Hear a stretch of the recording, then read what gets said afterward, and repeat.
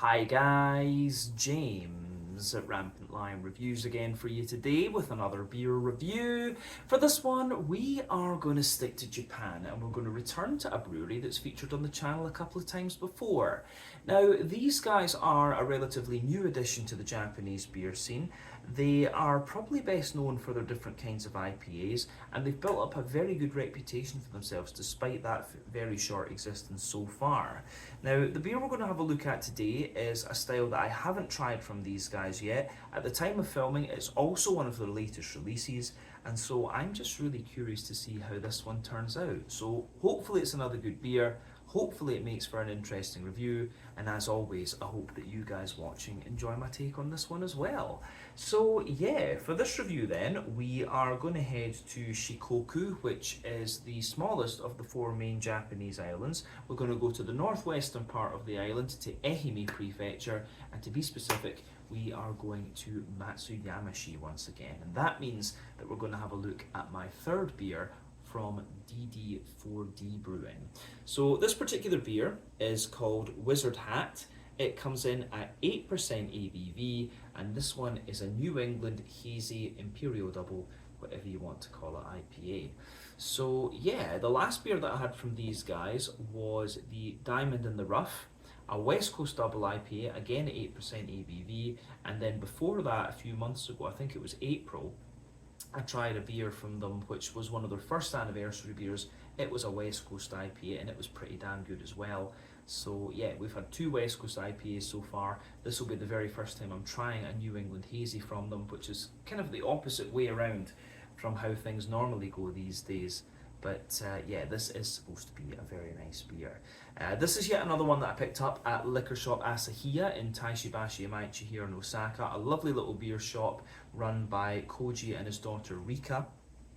Rika's doing most of the work these days because Koji is a little bit older, but they've got a very good selection of different Japanese beers, and if you find yourself here in Osaka and you're interested in beer, it really is a must visit. So yeah, do make sure you do that. I'll put the link to their Facebook page in the video description for you below, and you can go and have a look at all the nice beers. They've got a lot of good Japanese stuff, and they're getting more and more things from further afield these days.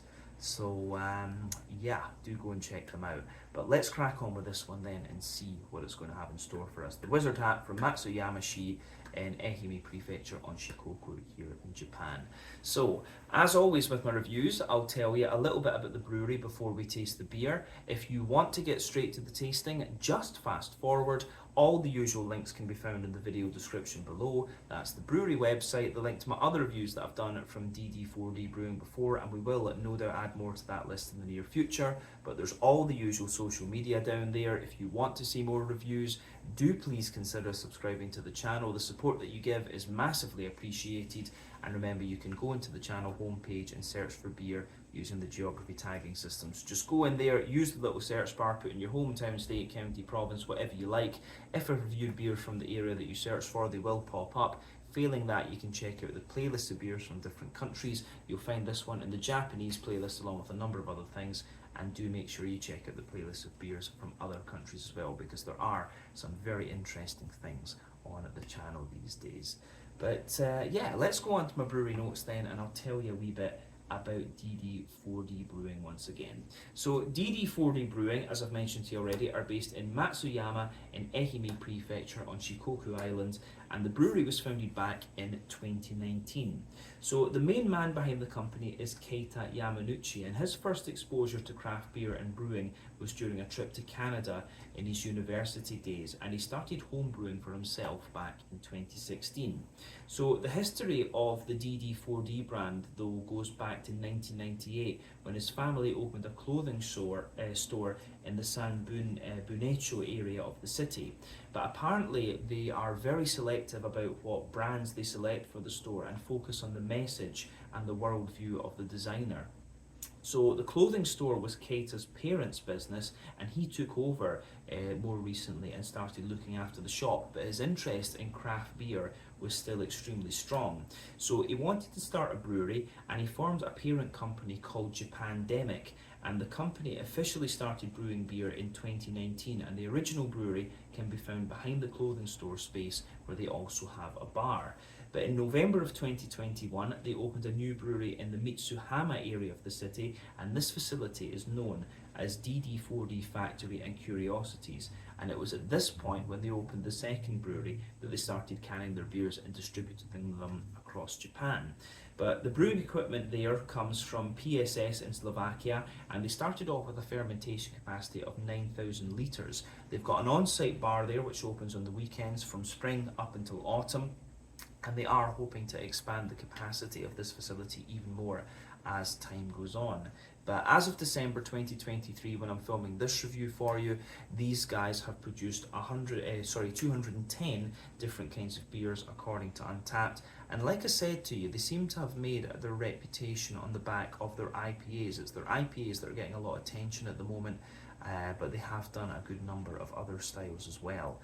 But that is everything I can really tell you about DD4D Brewing for the moment. If you want to learn more about these guys, you can check out the brewery website, you can follow them on Facebook and Instagram to keep up to date with all the latest goings on, and you can check out the Rate Beer, Untappd and Beer Advocate pages to learn a little bit more about all of the different beers that these guys have done. And I do hope that in the future I can get over to Ehime and Matsuyama and have a little look at the original clothing shop and at the DD4D Curiosities factory. That would be really interesting. Both interesting places to do out and about videos.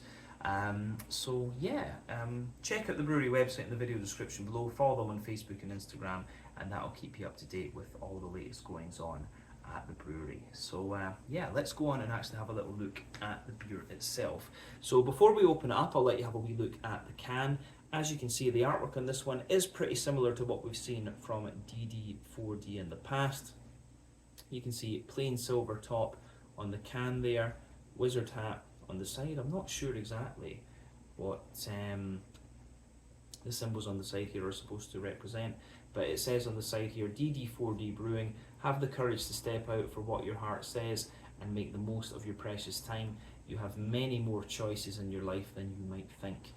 This one apparently is part of the Hop Treat series, but I'll just show you this there. You can see the DD4D Brewing symbol with the different fermentation vessels, and they've also got this one at the bottom of the can there as well, which is quite nice looking. But this one is a 350 milliliter can, which is quite common here in Japan, and yet it says Japandemic on the side as well, but best before the 31st of May 2024. So we're drinking this one pretty fresh actually. I'm guessing if it has that date on it, it's probably been canned on the 31st of November, and we're drinking this one at the very end of December, so it's probably about a month old at this point. So to tell you a little bit about the details of the beer, this one is hopped with Nectaron, Mosaic, Citra, Sabro and Idaho 7, and it's got a malt base of torrefied wheat, oat flakes, wheat and Pilsen malts. So yeah, this should be quite interesting. The hop bill in this one is pretty much all stuff that we've heard of before. Nectaron is probably the one that's least familiar to a lot of people. An 11% alpha acid New Zealand hop, gives you a lot of like pineapple and peach sort of flavour. Mosaic, 14% alpha acid American, big oily kind of tangerine notes. Citra, 14% alpha acid American, a lot of mango, good little bit of lemon limey character in a New England as well. Sabro, 14% alpha acid American, you know, tangerine notes with a lot of kind of coconutty type character underneath. And then Idaho 7 is American again, 14% alpha acid, and it gives you these really soft tropical fruit notes, the likes of papaya, apricots, pineapples and things like that. So a pretty comprehensive hop bill on this one, mostly American, but yeah, Nectaron is quite an interesting one that I've not encountered too often thus far. But yeah, that's everything you need to know about the beer. As I said earlier, 8% New England Hazy, Imperial Double, whatever you want to call it, IPA. The Wizard Hat, part of the Hop Treat series from DD4D Brewing in Matsuyama, Ehime, Japan. Let's get this guy out into the glass and see what it's all about. A little bit of foam coming out of the can as we open it up. You could actually feel a bit of the pressure on the can there as we opened it up, but still it should be. Alright, there we go. That's quite a nice pour actually. Good little bit of head on this one, which is what you want. So, you can see that this beer has poured pretty much as you would expect from a New England IPA. So you can see that this one's poured with about a finger and a bit of a frothy, I would say kind of cream coloured head, some medium sized bubbles sitting on the top of the liquid there, and some foamier ones just as you go up. It does look pretty damn nice actually, but yeah, appearance wise this is pretty much what you would expect from the style. If I shine the light through this one, you've got a lovely kind of heat, you've got a lovely kind of soupy, gloopy, hazy character to this one. This is probably one of the soupier and gloopier New Englands that I've come across over the last little while. So remember, the level of haze in these beers depends on the oak content, wheat content, and to a degree what yeast you use. That can vary from brewery to brewery and beer to beer. I would say colour-wise, this one is quite akin to mango juice. I like comparing New England IPAs to different fruit juices because it's just what the appearance reminds me of. But remember, the colour of your beer depends on a few things. One, the type of malts that you use, that goes a long way to determining your EBC rating. Two, length of your wort boil is also going to play a role, because the longer you boil the wort, the more the sugars caramelise, unless you get a darker colour of beer. But any barrel aging you do or adjuncts you put into the beer will affect the colour as well. But yeah, you don't often have to care about that when it comes to IPAs, unless you're making like a fruit IPA or whatever. Not too much in the way of visible carbonation with this one, but yeah, definitely like in a nice bright yellow sort of mango juice colour coming out of this one. So yeah, interesting stuff. Let's have a wee look at the aroma of this one then. I don't think we need to say much more about the appearance of this beer, so aroma time, let's do it. Yeah, that's pretty damn nice actually. Yeah, so a really quite big citrusy IPA, this one. I'm going to keep the hop list up there. I've got the brewery notes and things there, and the hop list, because I'm just wanting to keep an eye on this and see what it's like. But it certainly, first off, strikes me as a more kind of wheaty leaning and kind of citrusy leaning New England double IPA actually. So as I've said on the channel many times before, for me, when it comes to hazies, there are 6 elements that you need to think about. This is the kind of the sort of farmhousey, yeasty kind of character, the rye leaning, grainy side of things as well. Those 2 elements are a bit more common in American brewed New England IPAs, but you've got the barley malt bread, the wheaty bitiness, the oaty creaminess, and also the sweeter side of the beer as well. But like I say, the thing that stands out to me with this one is that it seems to be a little bit more wheaty leaning. You've got a little bit of oaty character as well, and the barley malt, but yeah, it's the wheat that really kind of stands out in this one, and the fact that it's a more kind of citrusy, zesty leaning New England IPA. So let's just break that aroma down though and describe it for you a wee bit more in depth before we actually taste the beer.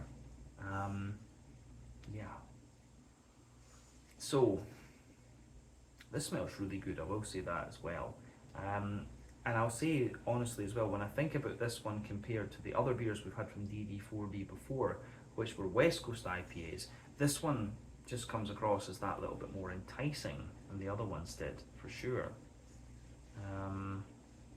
Yeah, so for me, the backbone of this beer, you've got that lovely kind of fresh white bready bread crust, which is what you expect. There's a little touch of woodiness and a little bit of crackery character in this one, but there's a hell of a lot of white bread in this, and that's going to be coming from the wheat, and also just the regular barley malt in this one. So you can smell that big, fluffy, fresh white bread coming out of the beer. The biter of wheat behind it too. Yeah, so wheaty bitiness, fluffy fresh white bread. And the more that you smell of the beer and the more that your nose adjusts to it, you really start to get a little bit of the kind of oaty, creamy character coming out of it as well. So yeah, there's a little bit of that sweet, kind of smooth character to it. One of the things I would say as well is the oats. When it comes to New England IPAs, oats are generally speaking quite a good indicator of how fresh your beer is. Essentially, the creamier the oats in a New England smell and taste, the fresher the beer is, the drier they are, the older the beer is. That's just something that I've kind of picked up over the years with experience of this style. But yeah, you can smell that kind of densifying effect of the wheat. You get a little bit of the bitiness in the back of the nose too, but you're also getting some nice oaty characters out of this beer, and there's a little bit of dryness to it. You're starting to see that dryness with the beer being about a month old, I suspect, and then you've also got a wee bit of creaminess coming out of this one too.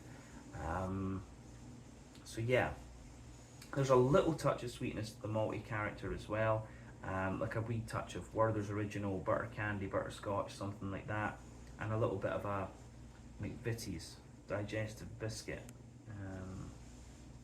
Yeah, you are getting a wee bit of sweetness out of this, but the malty side of this beer is really, really nicely done. So again, big thumbs up to DD4D for this one. This is a solid beer, just going by that malty side of things. So yeah, I think at this point we can start to focus on the hoppy side of the beer. And one of the things to remember with IPAs is that you have 3 different kinds of hoppings that you can do. You've got early addition hopping, which takes place within the first hour of the wort boil. That gives you mainly bitterness, and it gives you a kind of deeper, danker aroma. Late addition hopping, which takes place within the last half hour of the wort boil, that gives you mainly flavour and aroma and quite a bright green component, but yeah, it doesn't contribute all that much bitterness. Dry hopping, which takes place after the wort boil is complete, is all flavour and aroma, gives you no bitterness, and yeah, it gives you a kind of quite bright aroma, of course. So the thing to remember is that New England IPAs rely on late addition and dry hopping. West Coast IPAs use all 3. Early addition hopping will dominate over the other 2 and give you that deeper, danker note. But the green component in this one is really quite bright and really quite zesty, and that's kind of reflective of what you want from the New England IPA as a style. But with this beer, you get a little touch of earthiness out of it, but that's really quite minimal. You get some very nice, kind of very bright floral aromaticity out of it as well, which I think is great.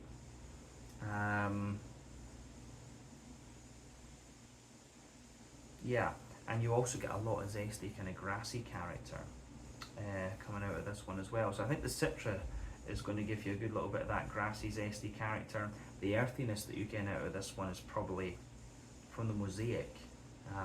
What were the other hops in this one? Yeah, Sabro and Idaho 7 I don't think are going to contribute too much to the green component other than the kind of grassy notes at the front of the nose. So yeah, wee touch of earthiness, wee bit of herbal character, very nice bright floral aromaticity, and then yeah, some nice lighter grassy elements coming out of the beer. But aroma wise, this one does smell quite complex on the fruity side of things. So yeah, let's just focus on that for the moment. So fruity wise, I think there's a bit of that more kind of pungent passion fruit in there. Yeah, so quite pungent, punchy passion fruit, and that's going to be from the Citra. The Idaho 7 is going to give you a little bit of that as well. Very ripe, juicy mangoes. Again, Idaho 7 and Citra kind of teaming up with this one.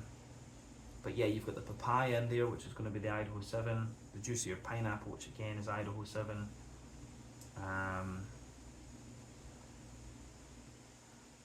There's a little bit of that sharper peach there as well, which is going to be the Nectaron.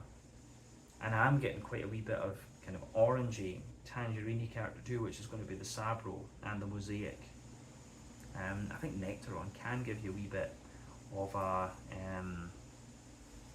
kind of tangerine orangey character as well, so I'm very curious about that. But you certainly get that wee little hint of coconut and things from the Sabro in the aroma here as well. But the aroma really is quite zesty leaning. There's a wee touch of like a lemony note in there as well in this beer.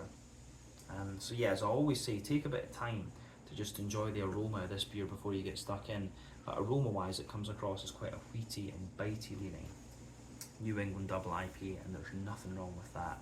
So yeah, let's crack on with this one and actually have a taste of it. This is the Wizard Hat from DD4D Brewing in Matsuyama, Ehime, Japan. An 8% New England Hazy Imperial Double, whatever you want to call it, IPA. Let's do this. Slàinte, skål, cheers, kanpai.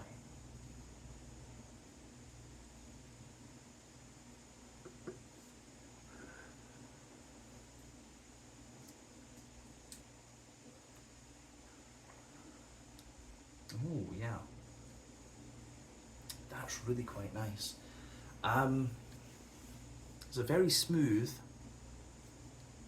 and very clean New England double, this one. And it's got interesting sweetness the further into the aftertaste that you go. Almost has a little bit of an oaty dryness into the aftertaste, but yeah, you get a lot of wetness and kind of clarity out of this beer too, which is really interesting. Yeah, but a solid New England double, this one. Definitely worth trying if you get the chance. Let's break this beer down then and describe it for you a wee bit more in depth, as we always do. So,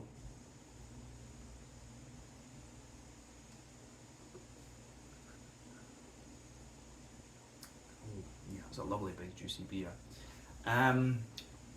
Yeah, so middle third of your palate then, you can feel that lovely, soft, fresh, white bready bread crust forming the backbone of the beer. You do get a wee bit of a more, you do get a little bit more dryness out of this beer the further into the aftertaste that you go, and that's really quite interesting. But as I say, as you move further forward on that middle third of your palate, you get a little bit of woodiness coming out of the beer.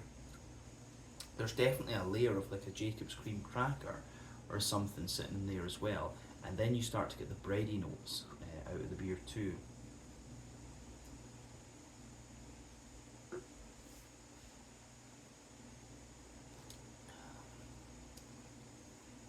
So yeah, the Jacob's cream crackers in there. Above that, you have this kind of sweet layer of like a wholemeal brown bready character. Then you start to get the white bready notes, which are quite considerably more dense than that little brown bready character that I was talking about.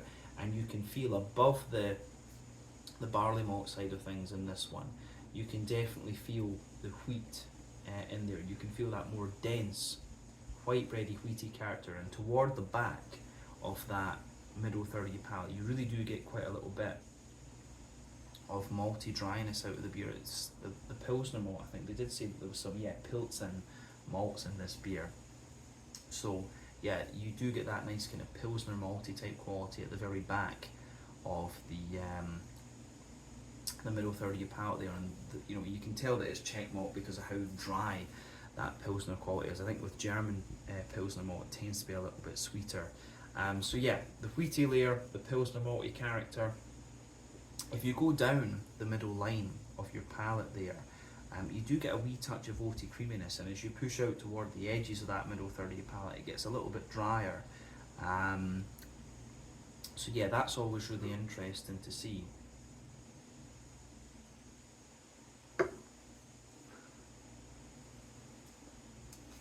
So yeah, the more that you drink of the beer though, the more kind of creaminess you get out of the oaty side of it. But yeah, as you go further out toward the edge, there's a little bit of kind of dryness there, but in the dead center of your palate, you get a nice little bit of sweetness out of this one. So you can feel there's a little circle there in the middle of your palate. It's like it's kind of Werther's Original underneath and a bit of a sweeter caramel on top. And then as you push out toward the edges of your tongue, it's got a little bit more McVitie's digestive biscuity type character coming out of it.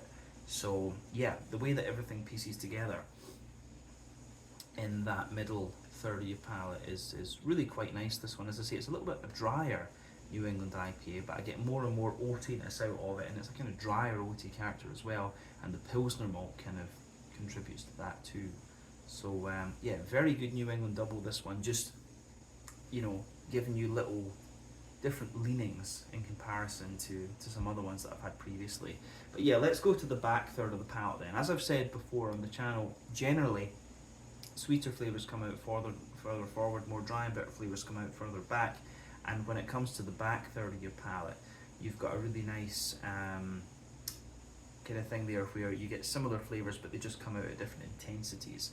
So in this beer, border region between middle and back third of your palate, you get a little bit of brown bread in the base, a little bit of white bread further up, and a wee bit of the Pilsner malt dryness just mixing in there. But the base of that back third of the palate, you've got the bread crusty character coming out, which feels a little bit drier and slightly more toasty. The brown bready layer is there, but it's a little bit lighter, more airy, again a bit drier though. The fluffy white bread there, which is the same, taller and lighter and more airy, and you can feel some of the drier Pilsner malty characters just pushing their way over the top of that. So that really nice kind of dry Pilsner malty character coming out of this one is really interesting too.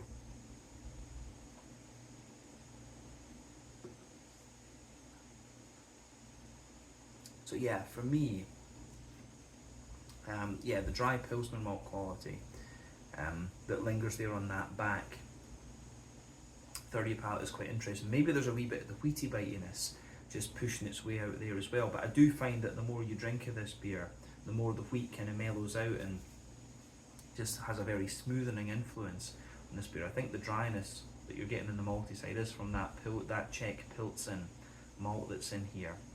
But yeah, above everything else on that back third of the palate, you can feel the yeasty character coming out of the beer. You've got a dense, sweet, white bready character in there. There's a little bit of brown bread wrapped around it, and then you just get a wee touch of honeycomb, and as I say, that sits above everything else on the back third of the palate. So yeah, flavour is a lot taller on that back third of the palate, and as you move further forward into the middle third of your tongue, you can feel that the flavours just kind of condense and squash together that little bit more. So yeah, the malty base on this one is quite nicely done actually, but one of the drier New Englands that I've come across in recent times. But yeah, hoppy side of the beer then. Back corners of the palate, you've got a nice little bit of earthiness in there. That's going to be the mosaic that's going to give you most of that. But as you move further forward, it's a little touch herbal, and as you push toward the very front corners of your palate, it's a little bit more kind of floral, aromatic, and kind of spicy, and all the hops involved in this beer will contribute to that a little bit. But round the front curve of the tongue, the beer is definitely lighter and more grassy, and you get a wee touch of kind of zestiness out of the beer as well.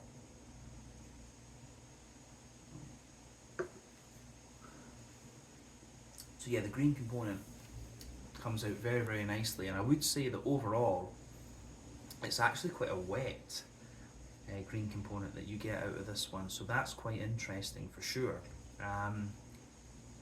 Yeah. I do like how all that just kind of pieces together. But yeah, quite a zesty and quite wet green component with this one. You get a wee bit more bitterness out of this beer the further into the aftertaste that you go, come to think of it. But yeah, let's focus on that front third of your palate and the fruity side of things then. So border region between front third and middle third of your palate, you get a nice little bit of bready build up in there. So there's a bit of brown bread in the base, the white bread on the top, and the base of that front third of your palate is the bread crust, a bit of the cracker actually as well. You do get a little bit more of that kind of drier crackery layer. Brown bread, white bread, then above that you get that nice oily bubble where the juicy fruity esters just roll their way out of the beer. So let's look at the fruity side of things then.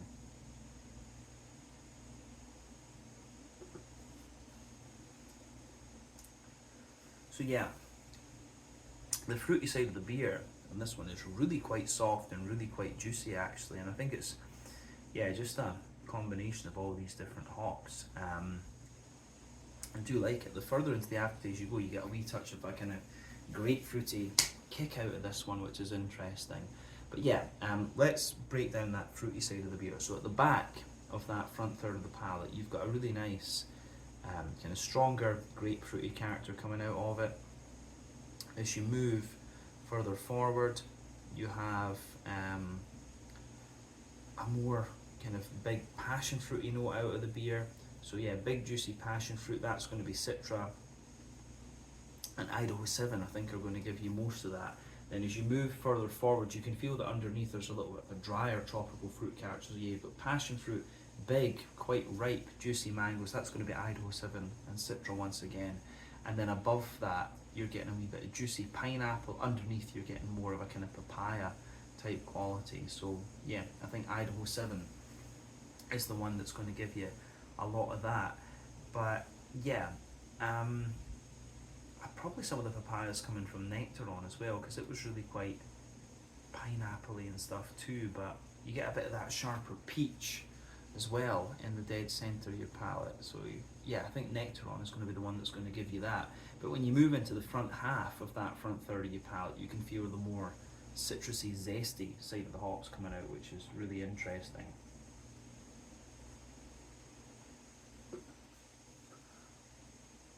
So yeah, you can feel in the base of that front half of the front third of your palate, there's a little bit of the kind of coconutty character from the Sabro, but above that, you start getting the more citrusy notes out of the beer. You're getting that big, juicy, tangerine orange from the Mosaic.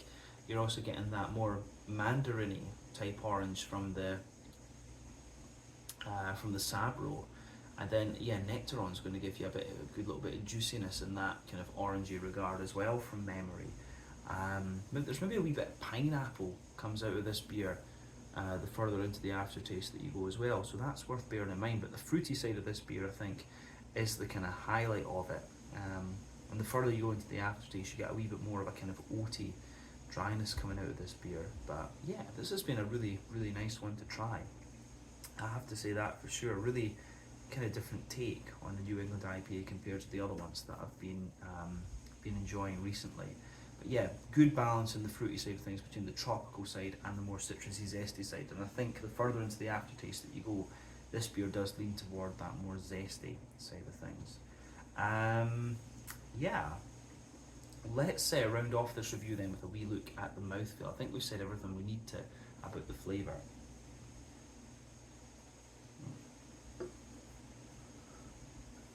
So, mouthfeel wise, this is quite a smooth, sweet and clean feeling New England Double IPA. The body of this beer is not overly thick or hard or anything like that. It's actually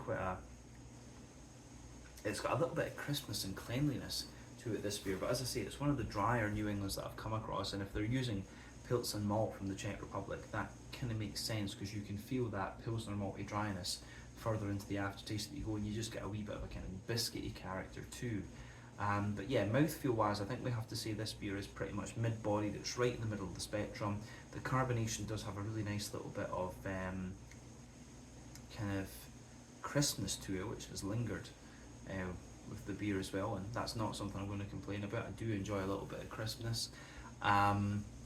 So yeah, it's got quite a wet mouthfeel overall.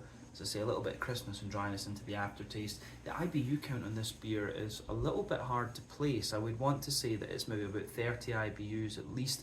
Wouldn't surprise me if it was a little bit higher at like 40 or maybe even 50 when I think about the aftertaste that I'm getting. So yeah, there is a wee bit of bitterness to this one. The malt base has a bit of dryness underneath, a bit of smoothness in the middle and a wee bit of sweetness on top. And the fruity character, as we said, is quite well balanced between the tropical side of things, pardon me, and the more citrusy, zesty side of things. But it leans more toward the citrusy, zesty side the further into the aftertaste that you go. But overall, a really interesting IPA, this one. Definitely leans more toward that wheaty end of the spectrum. But yeah, the oats come out a little bit more into the aftertaste as well. This is one of the beers I think that really needs to just be allowed to sit and open up a little bit in order for someone to fully appreciate it. But yeah, really interesting first experience of a New England double from DD4D. Quite a wheaty, bitey leaning one, which is always quite interesting.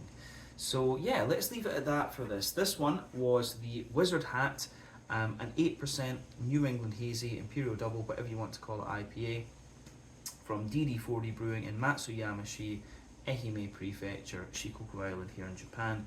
A really good up and coming brewery, this one. So if you get the chance to try some of their beers, I highly recommend that you do. But yeah, try some West Coast IPAs, try some New Englands, and if they have anything random, do give that a go as well. But I think this is one of the Japanese breweries that we should keep an eye on because they're going to do pretty well going forward, I think, based on the quality of the beer. But yeah, let's leave it there. Once again, thank you for watching my beer reviews. Until the next time, please like, subscribe, share, all the usual YouTube stuff. Let me know your own thoughts on this beer in the comments section below. Let me know what your favourite beers are from DD4D Brewing as well. This one was the Wizard Hat, an 8% New England Hazy, Imperial Double, whatever you want to call it, IPA from DD4D Brewing in Matsuyama, Ehime Prefecture, Shikoku Island, Japan. Until the next time, Slange it Skull, cheers, check out my social media, check out DD4D social media, and do keep your beer recommendations coming in. And I'll see you guys in another review very, very shortly. Slàinte, Skål, cheers, get yourself a wizard's hat.